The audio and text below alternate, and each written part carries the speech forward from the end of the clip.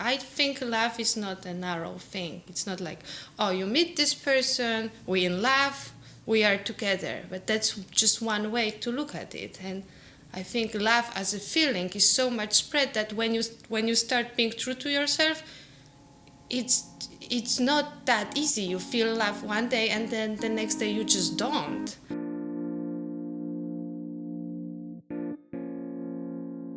There was this nutcase. Her name is London, and she doesn't know which end is up, but she always seems to come up on top. But the thing is that when we ever get together, she always walks out of me, and I say, "Oh my God, thank God." And then when I leave the restaurant, she's always waiting for me. And after the argument, she'll call me up. Well, if she doesn't call me this year, she'll call me next year. And there's not much I can do about it. Relationships don't fucking work in 2013, 14, 15, 16, 17. There's Facebook, Instagram, Twitter. Like, there's too much social networking for me to stay with one fucking person. And in addition, I travel like the world, or I like to consider that in 5 years I will. And I meet a lot of people. So I think it's an outdated regime even that doesn't apply to our current society. I really do. And I think that the only way to have a healthy relationship is to have an open relationship, is to be 100% honest with someone. Like, hey, I love you, I want you in my life. However, at the same time, I kind of want to fuck other people. And that other person should be cool with it and be like, all right, I understand that. I don't want to know who you're fucking, but as long as you're happy and you still want me at the end of the day, what's the problem? I think that it's natural to be attracted to other people. And it feels like you're holding a part back of yourself, which is not necessarily a bad thing. But if you want to explore that later on in life and you're married, like, you feel confined, I feel, as time goes on. My stepmom asked me lately about this boy who I just threw out from my house. He moved in with me to Warsaw. And I was like, no, it's too much. You're too romantic. I'm done with that shit. I want to have a stable life. Like, don't tell me about your feelings every day. And I threw him out. After 2 weeks, it took me no trouble whatsoever. I said, it's not working, you have to go. And he packed his whole apartment in Seattle to be with me because we were madly in love before. And I'm like, no, I'm done with this love shit. And apparently, I'm not even done with that. And it was so easy to make this decision that I'm done. And I felt so wise and strong. I'm like, this, we tried to work out this fantasy, but the reality hit us. The fantasy doesn't work anymore. And it felt good to know that because then I knew where I am. And then the fantasy approaches me again. And I was talking to my stepmom yesterday. And she's like, what is it? What's the feeling? Please describe me. Is it melancholy? Do you miss him? Are you sad? I'm like, no, it's neither of the above. It's not that I miss what we had because we can still have it. It's there, it's out there. He's like on call in a beautiful way. And I was trying to come with what is this feeling? And then I came with a comparison that is like with a little balloon flying above you. And it's just a balloon, but the feeling is like, do I want to grab it or I want to let it go? It's like, and what if I grab this balloon? Or what if I let it go? Because I'm perfectly happy without the balloon. And that's the problem. I'm perfectly happy. So people would think that it's a great thing, but sometimes it's a problem. My friend Iman calls them the fables because he feels like they're always the same story of me meeting someone and, oh, I like him, oh, he's really nice, oh, he's really talented and he's inspiring, and we sat under the moonlight and listened to piano at the park and blah, blah, blah. And then 2 weeks into it, I'm like, I hate him, he's boring, da-da-da-da. So here I am coming from Kansas into the big city, and I somehow meet this girl on MySpace back in the day. This is before Facebook. No, this is before it was on Friendster, before MySpace. There was this German DP who hit me up on Instagram like 2 months ago, I think, or 3 months ago. He's like, hey, my name is Pat. I really like your photography. I'm coming to New York for 3 weeks. This is the time window. and I'd love to do something.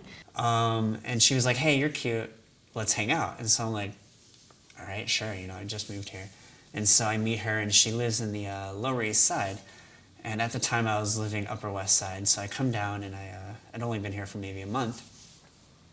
And she's the epitome of cool. Like, she is this artist, and she's got this kind of the way she dresses. It's just, I'm like, wow, and just mesmerized by her. So I met up with him when he was in New York, and we planned what we're gonna do together. Anyways, we ended up hooking up, and he ended up moving into my basement for the last 2 weeks that he was here.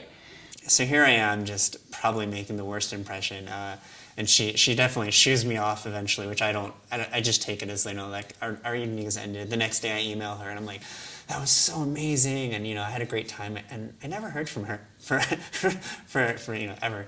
2 days ago, I get this direct message on Instagram from some really pretty girl, and she's like, hey, this is Pat's girlfriend or ex-girlfriend now. I just want to let you know that this whole time he's had a girlfriend, he's lied to you, and he was also hooking up with this other girl who lives in New York. And it's just who I know. And it was just really funny because he's like a 4. Without tattoos, he's like a 2. He shoots on a fisheye and like lying to these 3 girls that are all too good for him.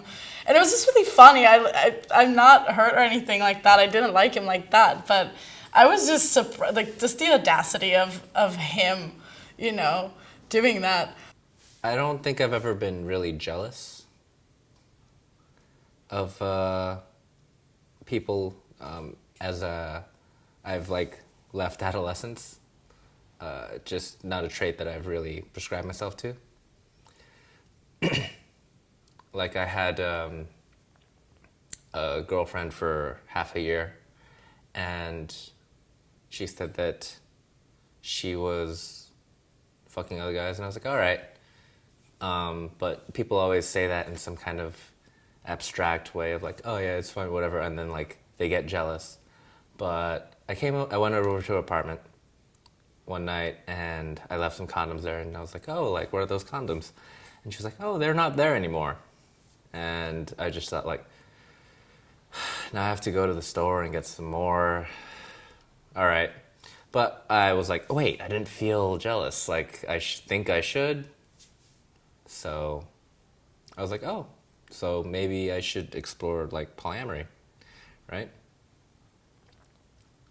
I don't think that it's possible to have a relationship that is polyamorous and is always going to please everyone at all times.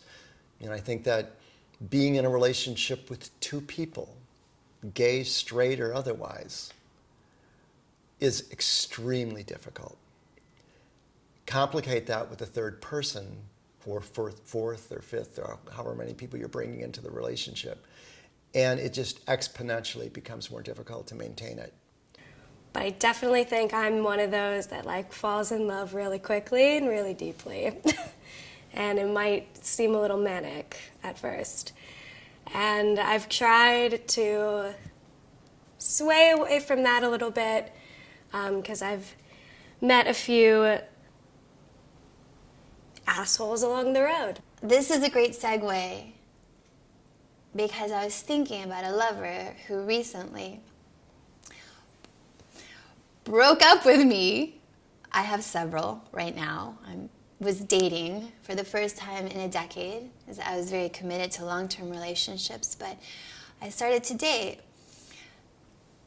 And my recent lover said that I am very undisciplined and that he has a sense that he cannot be with someone who is undisciplined and hasn't really a sense of purpose. And I thought, of all the fucking things I've ever heard in my life, of all the excuses, undisciplined.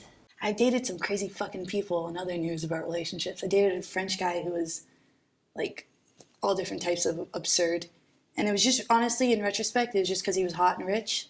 But at the time, I thought I really loved him.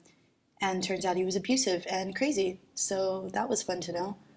And right after that, I dated another French guy who was timid and never told me anything. And we dated for 10 months and couldn't tell me he loved me, you know, like that type of shit. But at the end of the day, I just explained, why the fuck are we doing relationships? It's ridiculous that I was even in these stupid conundrums. And I refuse to do it anymore. As of this video. No more fucking relationships. I'm over it. Done. Hurt. Fuck you, David, who broke up with me and told me I am undisciplined and you can't be with someone that isn't going to be your teammate. Fuck you! You know, because I'm going to find my king and someone that loves me and believes in me and just doesn't have these minute complaints, that sees my spirit and my light and my willingness to get up every day and like share a kindness or a hug or a smile with somebody.